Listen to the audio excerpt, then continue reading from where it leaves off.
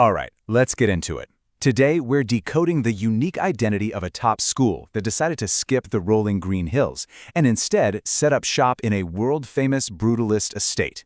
We're on the hunt for its DNA. So, right off the bat, you can see this is a totally different world. Forget any images you have of manicured lawns or ancient chapels. The City of London School for Girls, or CLSG, is literally built into the iconic Barbican Estate, right in the heart of London. It's an intellectual powerhouse tucked inside a concrete fortress. And, that really brings us to the big question, doesn't it? What kind of school and what kind of student comes out of an environment like this? So today, we're going to act like cultural detectives, piecing together all the clues to figure out this school's unique DNA. Our first clue is the most obvious one, and honestly it shapes everything else, the architecture itself. This is what we call the physical narrative. The campus is often described as a vertical maze. Think about it. For the 780 students here, there are no sprawling grounds to wander around. Instead, their entire school day plays out across a network of high walks, connecting bridges, and these hidden concrete courtyards. It's an environment that kind of demands you be independent and pretty street smart right from day one.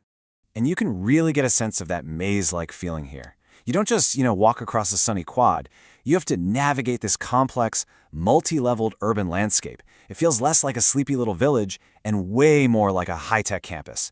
And that mood, that energy, absolutely shapes the student experience. Okay, so we've got the physical space down. Now for our next clue, the unwritten agreement between the teachers and the students. This is what we call the social contract, and it reveals our first really interesting piece of productive tension. Now this is where it gets really fascinating, because you've got this apparent contradiction. On one hand, CLSG is an academic powerhouse. They consistently pull in some of the best exam results in the entire country. But on the other hand, they deliberately take away a huge source of pressure. For the youngest students, in Year 7, there are no formal end-of-year exams at all. So, what's the takeaway here? The school's social contract is all about prioritizing real, genuine intellectual curiosity over just cramming for tests. It's sending a message to the students that learning for its own sake is the real goal. They're trying to build a love for the subject, not just a perfect mark sheet. Let's build on that with another one of these contradictions, because this is what makes the school feel so real and three-dimensional. Even the physical narrative has its own productive tension.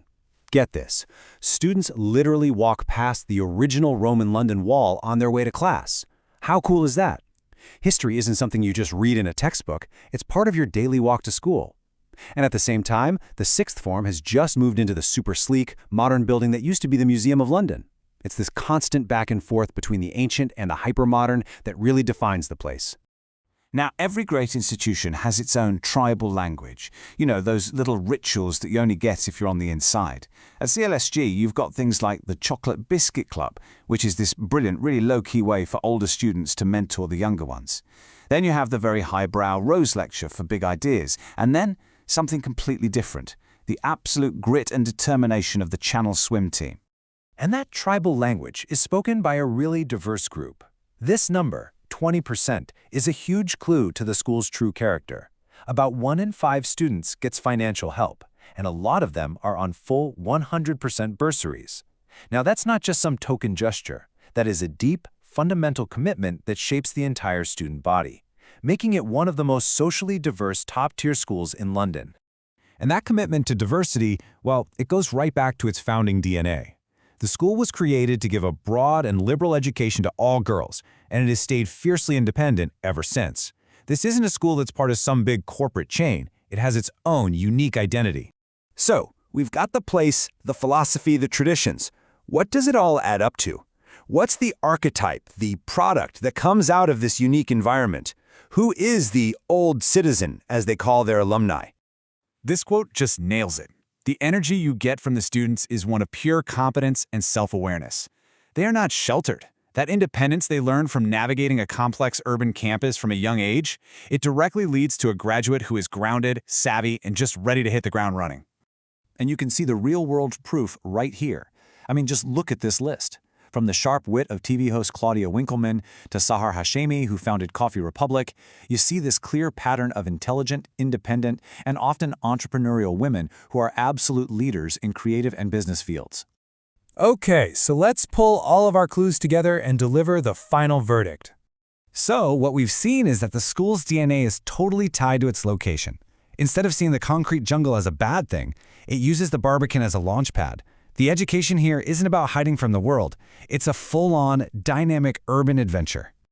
So, here it is, the DNA profile. It's edgy thanks to its brutalist home. It's incredibly academic, but in a totally unpretentious way.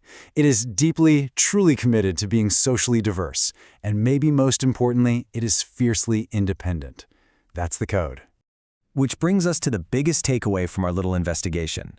With this very specific DNA, who's the ideal student for a place like this? And the answer, really, is crystal clear. This school is for the student who thrives on energy, on independence, and on a real intellectual challenge.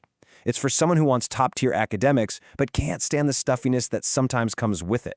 It's for the intellectually curious city kid who is ready to take on the world, because that world is quite literally right on their doorstep.